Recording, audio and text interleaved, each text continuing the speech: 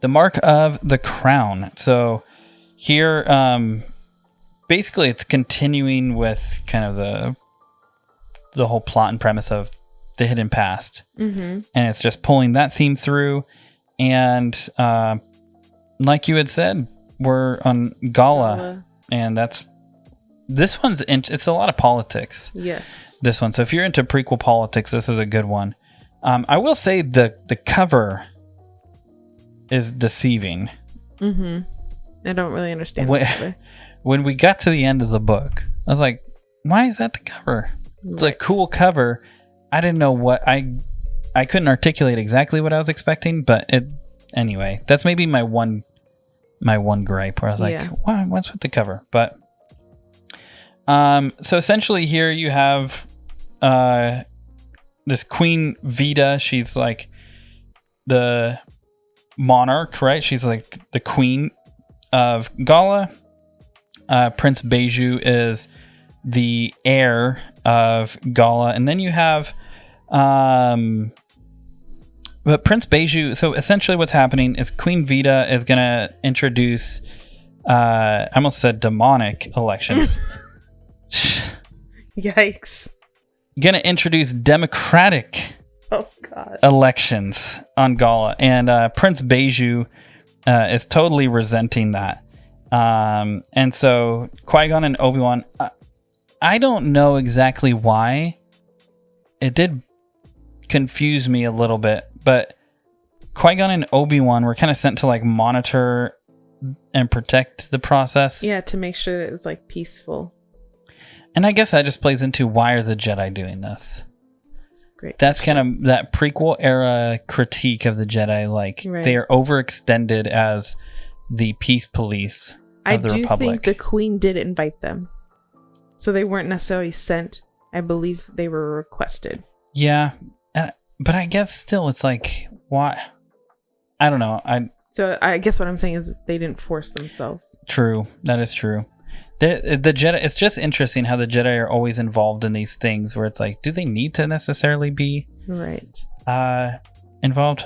I'm not sure. But essentially what happens here, there's all these factions that are competing, this political tension, and Qui-Gon learns of this lost heir, Elon. That's You've been crushing the names. I mean, they're all made up anyways. I don't know that I'm saying them right, but Elon. That's how I say it. She's living among the hill people, so she's like the leader of the hill people. Yeah. I don't know what the hill people are. The people who live in the hills. They're like removed from this. They don't want to live in the city. I never mentioned this to you, probably because you never watched it. But there's a movie like The Hills Have Eyes. Heard of it, but I have not seen it. Like, there's multiple versions of like old horror. But so when I hear the hill people, that's where I'm going. I'm like, that's like kind of terrifying, but I'm like, I know that that's not the case, you know? Right. With some of this, I'm like, I wish this was illustrated, you know? I know. But essentially what's going on here is that Qui-Gon is going to find Elon and he wants to kind of prevent civil unrest and stuff. And Obi-Wan, he's behind. So you kind of have this like divide and conquer thing going on. Obi-Wan goes to uncover a plot where somebody's trying to poison Queen Vita and take her out. And so he intervenes. He prevents the assassination, and we'll leave the mystery. We'll leave the twist. It's pretty sick. At the end, you were like, what? Did you see that coming? Someone in the book did.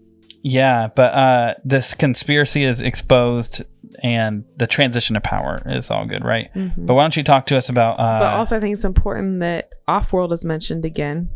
Yes. Xanatos his name has come up again, and the Offworld is involved in, what is it, giving money to, what's the word for that? To one of the... He's like backing? He's backing Deca Baron. Offworld is, so... That's it's not necessarily important to the specific book, but I assume it's going to be important overall to the story at large. And we got him back. And so here's what we have. We have this whole thing. So it's like we have Qui-Gon and Obi-Wan, and Qui-Gon doesn't want to do this because of Xanatos. Mm-hmm. And they're going, and then all of a sudden it's like Xanatos comes into the picture. Right. And you're like, oh, shoot, like what's going on? And this conflict happens. Xanatos bonk, bounces out. Mm-hmm. These guys just keep going. Qui-Gon and Obi-Wan keep going, and then they end up in another place where it's like, hey, this guy's involved where here, he's not on the planet, but now he's like, you're just starting to see this like inevitable conflict, this weaving that keeps coming, and it's like I think it's really good on a storytelling front because you could get lost in the details of we're not like we're on another. These are fantastic books. Mm-hmm. You could just be like journey to journey, adventure to adventure, right? But they keep bringing in that thread, which is really cool. Yes. So they're definitely telling a one overarching story, and then we have all these like almost mini stories with the books. But yeah, Obi-Wan, we see that he's trusted more. He has a little bit more independence. Like Qui-Gon leaves him to take care of the not only just like take care of what's going on at the palace, but then also like cover for him. We see him exercise his discernment when he's like, I think he figures out on his own. He thinks the queen is being poisoned, so he starts having this investigative, which is very reminiscent of Attack of the Clones. Yeah. Obi-Wan is a detective. And here's where it's born. It's the natural like analytical bent of his mind, investigative. Mm-hmm. He's very investigative. Yeah, I was thinking that too. I'm like, yeah, I'll stand on the fact that Attack of the Clones is one of the greatest detective films of all time. He learns vigilance within political, not military conflict, and he demonstrates loyalty through quiet protection rather than recognition. So he's what I really like about Obi-Wan in this one, and he's more slow to move. He's not as impulsive. Yeah. He's like, I need to make sure I have the answers. He can't really, Qui-Gon's not there. At some points he can't get in contact with him, so he's slows down a little bit and makes sure he knows what he's doing before he makes moves. And you see this huge growth with him not being as impulsive and being much more mature in that area. So that's a really cool character growth for him. And then we see him develop another friend, and I'll just leave it at that. Yeah. And this is actually, it's crazy because it's like, you're like, it's Obi-Wan, right? But this is the first time without like direct oversight as a Jedi. Mm-hmm. When you're like, yo, Qui-Gon, this is kind of crazy. You're leaving a 13-year-old to figure this out. But bro, yeah. But what you see, we're talking about the themes and kind of the arc of these characters. Qui-Gon, he prioritizes like justice over protocol, right? Mm-hmm. And you see he does value autonomy. Yeah, that's a theme that you see through this. So he's not trying to like force Obi-Wan to do what he wants. And it's also interesting with like Qui-Gon and this whole thing, and Prince Beju and Elan, where it's like that he's more so looking at like with the whole there's a whole thing at the end with the Mark of the Crown and all of that, but to basically like, who's legitimately next in line, right? Who legitimate, the whole thing. If you guys haven't watch Matt Wilkins. He talks about these probably far greater than we could. But I was just watching his reread about this and how he's like, they should be called legacy or legacies, you know. And it's like this one, yeah, or all of them. This one, yeah. And I'm like, it's a lot about legacy. Yeah, because everybody's thinking about their legacy. And so you definitely see that Qui-Gon, he's very interested in how does that actually play out. So is the queens. Even Obi-Wan at 13 is thinking about it. But then neither one of them want to talk to each other. Yeah. I thought that was funny, like internal dialogue. And he definitely is open to engaging like even the marginalized groups. And he's trying to be a mediator, which I think like, yeah, if you're going to be here as a Jedi, you should be a mediator instead of coming to enforce. Yes. Because he's kind of stepping in, not knowing the full history of everything. So he's just coming to mediate, right. Try and see peace through the process. Prince Beju, essentially, if you're kind of looking at him, because what you find, there's a lot of characters that pop up for a book or two.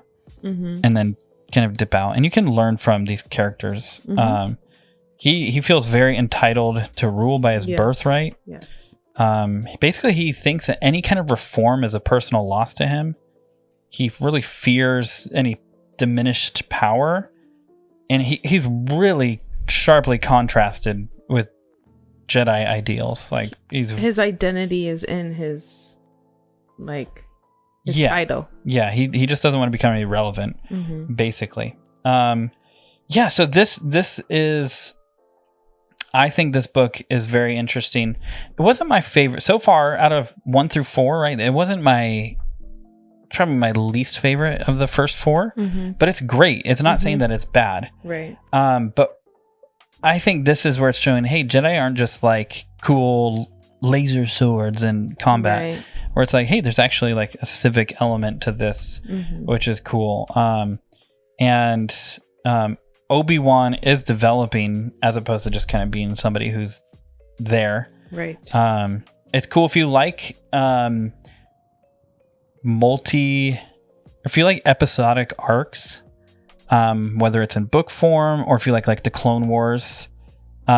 This definitely plays into that in a really cool way. So if you like that. And then we also have the EU deepening like governance and power and things like that.